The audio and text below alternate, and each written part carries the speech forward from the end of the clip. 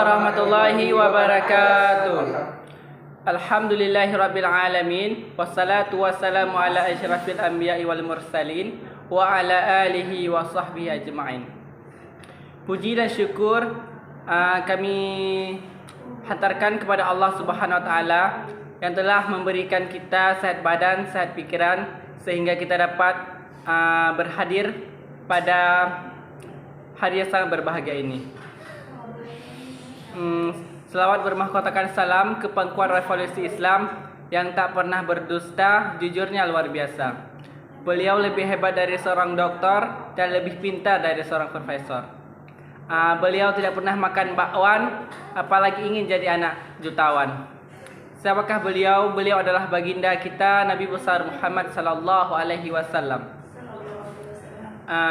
Dan tidak lupa kepada al dan sahabat beliau sekalian yang seiring bahu seiring langkah dalam mempertegakkan kalimatul haq la ilaha illallah Muhammadar Rasulullah. Selanjutnya penghormatan kami kepada Bapak Ramadan selaku dosen pembimbing kami dan kepada teman-teman yang sudi kiranya mendengar cuplikan video tentang pembahasan materi Ulumul Quran. Mungkin dalam pembahasan kali ini dapat bermanfaat bagi kalian semua dan terutama kepada kami berdua. Saya Akil Muntada dan kawan saya Hamzah Finansyah. Kami akan lanjut pada pemateri pertama yaitu Qiraat Sab'ah. Ada beberapa poin penting dalam pemateri kali ini. Yang pertama, apa pengertian Qiraat Sab'ah, dan yang kedua definisi Qiraat Sab'ah dan turunnya Al-Quran, dan yang ketiga macam-macam Qiraat Sab'ah. Kami akan menjelaskan poin pertama yaitu pengertian Qiraat Sab'ah. Baik, qiraat dalam bahasa adalah bacaan, sedangkan menurut istilah adalah suatu bacaan Al-Quran yang disadarkan kepada seorang qari ataupun ulama untuk pengucapan kalimat-kalimat tertentu di dalam Al-Quran. Sedangkan sab'ah artinya 7, di mana itu disandarkan kepada 7 imam-imam terdahulu. Selanjutnya kita akan membahas poin penting yang kedua yaitu definisi Qiraat Sab'ah. Al-Quran adalah kalam Allah Subhanahu wa taala yang diturunkan kepada Nabi Muhammad sallallahu alaihi wasallam dengan 7 huruf. Dan sebagai rahmat dan kemudahan untuk umat manusia. Jadi turunnya 7 huruf itu tidak langsung dengan secara tiba-tiba, melalui proses dan negosiasi yang sangat panjang, yaitu ketika Nabi Muhammad sallallahu alaihi wasallam meminta kepada Allah Subhanahu wa taala melalui malaikat Jibril agar diberikan 7 huruf itu. Nabi Muhammad sallallahu alaihi wasallam meminta negosiasi kepada Allah Subhanahu wa taala melalui malaikat Jibril agar keringanan tersebut tidak memberatkan kepada umat manusia. Kita lanjut ke poin yang ketiga yaitu macam-macam Qiraat Sab'ah dan kaidah dalam pembacaannya. Sebagian ulama menyebutkan bahwa Qiraat Sab'ah itu yaitu yang pertama mutawatir, yang kedua ahad, yang ketiga jaz. Menurut mereka adalah qiraat mutawatir adalah qiraat yang 7, sedangkan qiraat yang ahad merupakan qiraat yang ketiga dari pengendapan yang ke-10, dan yang ketiga yaitu qiraat jaz. Abu Syamah dalam Al-Mursyidul Wazid mengungkapkan bahwa kita tak sepatasnya mempercayai atau memperbenarkan suatu qiraat tersebut dengan tidak adanya syarat-syarat sebagai berikut. Adapun menurut mereka yaitu syarat dalam penempatan qiraat sab'ah itu yaitu dabit, yang mana aturan-aturan yang sahih yang sebagai berikut.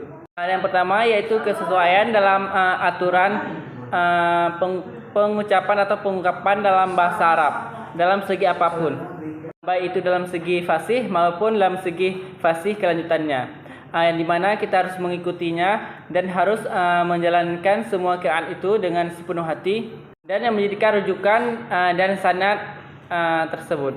Dan yang kedua yaitu menggunakan kesesuaian dalam mushaf Utsmani. Ketiga yaitu qiraat harus memiliki sahih sanadnya yang turun-temurun dari Rasulullah sallallahu alaihi wasallam kepada sahabat, ulama mutaqaddimin, ulama mutaakhirin dan ulama-ulama yang akan datang pada akhir zaman ini. Jadi selanjutnya kita akan membahas ke pemateri kedua yaitu am dan khas yang akan disampaikan oleh saudara kita Hamzah Firmansyah. Oke, kita akan lanjutkan dengan pemateri yang kedua yang akan saya sampaikan sendiri. Yaitu ada beberapa poin penting yang bakal saya sampaikan untuk kalian semua. Yang pertama pengertian am, karakteristik am, dan yang ketiga adalah pengertian khas dan juga karakteristik khas.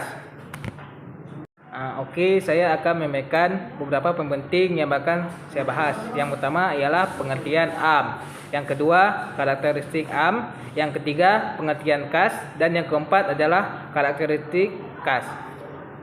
Oke, yang pertama saya akan menjelaskan apa itu am.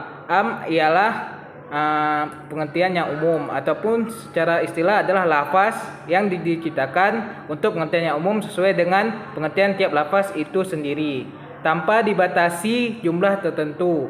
Sementara itu beberapa para ulama menjelaskan pengertian am sebagai berikut. Menurut Al-Ghazali, lafaz am adalah suatu lafaz di suatu segi menunjukkan dua makna atau lebih.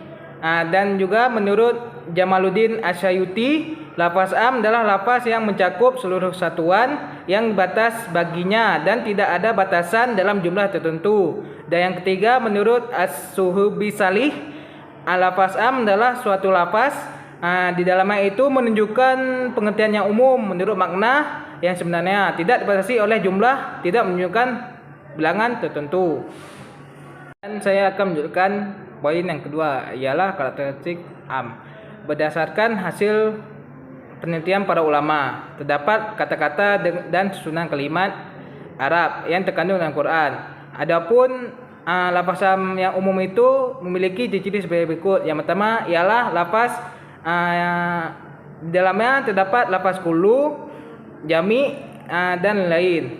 Dan yang kedua di dalamnya itu terdapat sigat jamak yang disertai dengan alif lam yang di awalnya seperti lafaz al-walidah dalam Al-Quran. Dan poin yang ketiga ialah pengertian khas. Khas ialah lafaz yang khusus, yang mana lafaz tersebut memberikan arti yang umum dari suatu lafaz mencakup berbagai susunan yang banyak. Maka lafaz khas itu adalah suatu lafaz yang menunjukkan makna yang khusus. Dia terikat dengan syarat tertentu lah, seperti itu. Kemudian adapun juga pengertian khas itu menurut para ulama yang saya kutip ialah yang pertama adalah menurut Al-Mama Ad-Katan, yang mana lafaz khas adalah lafaz yang merupakan kebalikan dari suatu lafaz am, yaitu tidak menghabiskan semua yang pantas baginya untuk pembatas. Dan yang kedua menurut Abdul Wahab Al-Khalaf, lafaz khas adalah lafaz yang digunakan untuk menunjukkan suatu orang tertentu. Kemudian menurut usul fiqh dimaksud khas ialah suatu yang tidak mencapai sekaligus atau tanpa batasan. Kemudian kita akan menunjukkan kepada karakteristik khas. Itu adalah poin penting yang ketiga. Karakteristik khas ialah lafaz tersebut menyebutkan tentang nama seorang atau jenis atau nama sesuatu. Kemudian karakteristik khas tersebut ialah lafaz tersebut menyebutkan jumlah atau bilangan tertentu dalam satu kalimat. Kemudian lafaz tersebut dibatasi dengan satu sifat tertentu yang diidafkan. Setelah materi yang kami sampaikan tadi, ada masuk pertanyaan dari teman kita yang bernama Juhri Saputra Lingga, yang mana pertanyaan yang ia sampaikan ialah mengapa Allah SWT menurunkan Al-Quran itu dalam 7 huruf, Kemudian pertanyaan tersebut akan disampaikan oleh kawan saya ini. Baik, saya akan menjawab pertanyaan dari Juhri Saputra Lingga. Kenapa Al-Quran itu diturunkan dengan 7 huruf saja? Baik, ada beberapa alasan kenapa Allah menurunkan kitab Al-Quran dengan 7 huruf.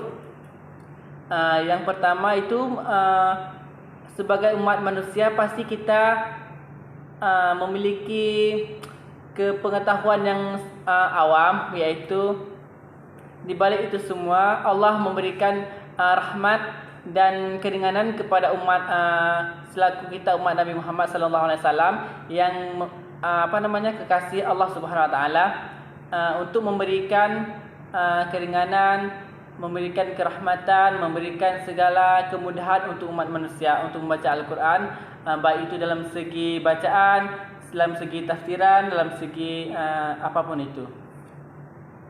Oke, kemudian ada lagi pertanyaan yang ditanyakan oleh saudara kami yang bernama Muzaki Aulia, yang dimana pertanyaannya ialah apa perbedaan am dan kas, kemudian mengapa karakteristik kedua tersebut berbeda.